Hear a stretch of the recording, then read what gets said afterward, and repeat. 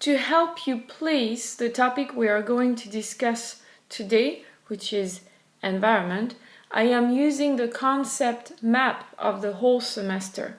So our theme this semester is human rights, and we have discussed education.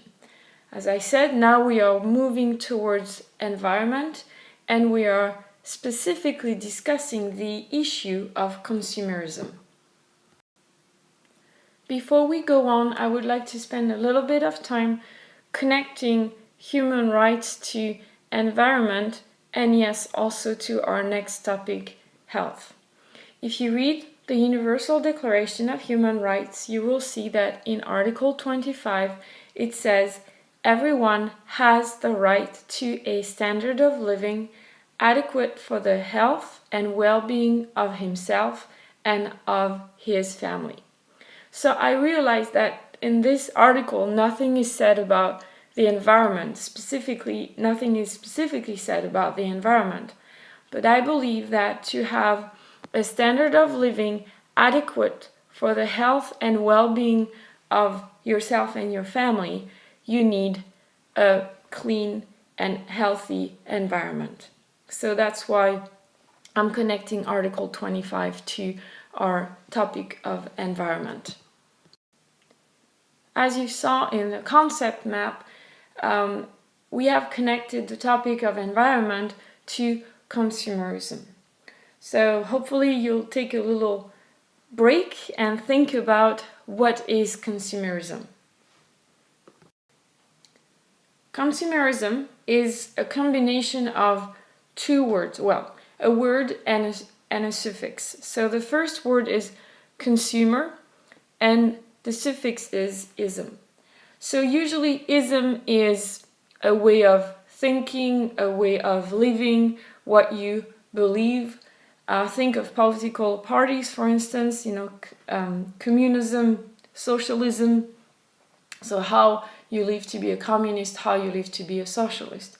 So here, consumerism is a way to describe a lifestyle based on consumption, when you consume, when you buy, right?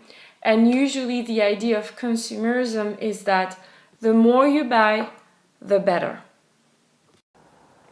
Now you may wonder, how is consumerism connected to the environment?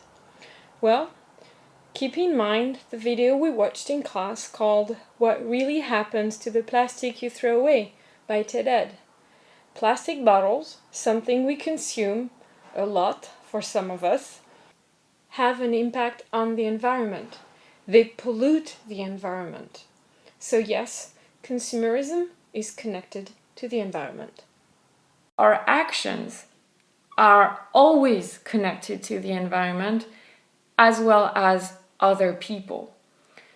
I hope that step by step you will get to realize that we belong to a system where everybody is responsible for the well-being of the environment and others.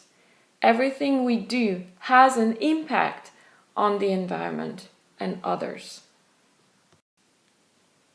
Also, showing you the video, What Really Happens to the Plastic You Throw Away, was a way to make you think about recycling. And yes, recycling is important. Please do recycle, don't throw the trash outside in nature. But also, recycling is not the perfect solution because recycling requires resources such as water and energy. So, if recycling is not the best solution to take care of the environment and others, what can we do? Let me give you one solution. Looking back at the concept map, you can see that the solution Matt and I chose is called Buy Nothing Day. Maybe take a few minutes to think about what is that day all about and why do we have such a day? So one of the solutions to consumption is Buy Nothing Day. This day is celebrated in November November 29th, and actually also 30th. So the 29th is usually in the US and the 30th is the international one.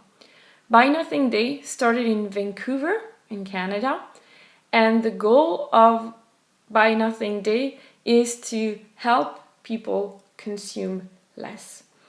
They have a video that explains very well why it's important to try and consume less. So please watch the video.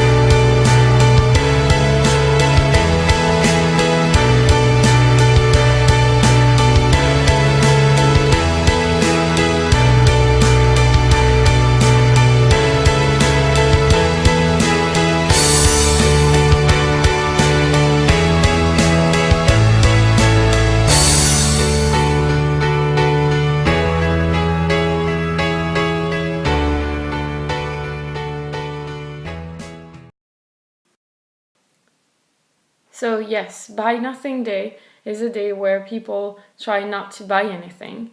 And on the website it says, Buy Nothing Day is your special day to unshop, so not shop, unspend and unwind. And unwind means relax. And I do like the symbol they use here for consumerism, right? You're escaping. This represents almost the bars in a jail and you're escaping for it.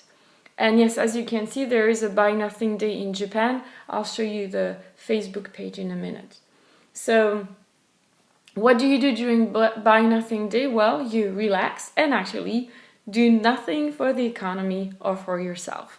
And the idea is try to do this at least for a single day. Here is the Buy Nothing Day Japan Facebook page. If you're interested, I highly recommend that you go and like the page and follow what they talk about. I believe you'll get even better information connected to Japan specifically. So I not only want to introduce the solution of Buy Nothing Day, but I also want to use what you saw in the video, which emphasized the fact that the child, even though he receives a lot of presents of gifts, he is never quite happy. So I would like to use this theme to introduce the idea that yes, Buy Nothing Day leads to more happiness, and we will use a TED Talk by Graham Hill called Less Stuff, More Happiness. So please look at your worksheet. You have questions for this video. And I have separated the TED Talk into two parts. So please pay attention to part number 1.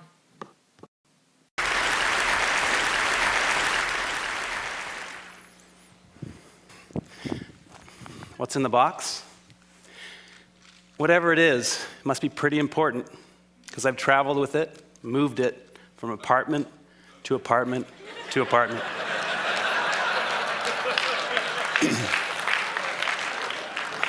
Sound familiar? Did you know that we Americans have about 3 times the amount of space we did 50 years ago? 3 times. So you'd think with all this extra space, we'd have plenty of room for all our stuff, right? Nope. There's a new industry in town, a $22 billion, 2.2 billion square foot industry, that of personal storage. So we've got triple the space, but we become such good shoppers that we need even more space. So where does this lead? Lots of credit card debt, huge environmental footprints, and perhaps not coincidentally, our happiness levels flatline over the same 50 years. Well, I'm here to suggest there's a better way, that less might actually equal more. I bet most of us have experienced at some point the joys of less. College, in your dorm, traveling in a hotel room, camping, where you got basically nothing, maybe a boat. Whatever it was for you, I bet that among other things, this gave you a little more freedom, a little more time. So I want to suggest that less stuff and less space are going to equal smaller footprint. It's actually a great way to save you some money, and it's going to give you a little more ease in your life. So I started a project called Life Edited at lifeedited.org to further. If you want to know more about lifeedited.org, I highly recommend to either check the website or watch the full TED Talk on the TED Talk website. Here I'd like to focus on our own topic. So please watch part number 2 so that you can keep answering the questions on your worksheet. So how can you live little? 3 main approaches. First of all, you need to edit ruthlessly. We've got to clear the arteries of our lives. That shirt that I haven't worn in years, it's time for me to let it go. We've got to cut the extraneous out of our lives, and we've got to learn to stem the inflow. We need to think before we buy. Ask ourselves, is that really going to make me happier? Truly? By all means, we should buy and own some great stuff. But we want stuff that we're going to love for years, not just stuff. Secondly, our new mantra, small is sexy. We want space efficiency. We want things that are designed for how they're used the vast majority of the time, not that rare event. Why have a 6-burner stove when you rarely use 3? So we want things that nest, we want things that stack, and we want to digitize. You can take paperwork, books, movies, and you can make it disappear. It's magic. Finally, we want multifunctional spaces and housewares. A sink's combined with a toilet. A dining table becomes a bed, same space. A little side table stretches out to seat 10. In the winning Life Edited scheme in a render here, we combine a moving wall with transformer furniture to get a lot out of the space. Look at the coffee table. It grows in height and width to seat 10. My office folds away, easily hidden. My bed just pops out of the wall, 2 fingers. Guests move the moving wall, have some fold-down guest beds. And of course, my own movie theater. So I'm not saying that we all need to live in 420 square feet, but consider the benefits of an edited life. Go from 3,000 to 2,000, from 1,500 to 1,000. Most of us, maybe all of us, are here pretty happily for a bunch of days with a couple bags, maybe small space, hotel room. So when you go home and you walk through your front door, take a second and ask yourselves, could I do with a little life editing? Would that give me a little more freedom? Maybe a little more time? What's in the box? It doesn't really matter. I know I don't need it. What's in yours? Maybe, just maybe, less might equal more. So let's make room for the good stuff. Thank you. This is the end of the flipped activities. I hope you enjoyed them. Thank you very much. On the next slide, you will see the references of the material used in this video.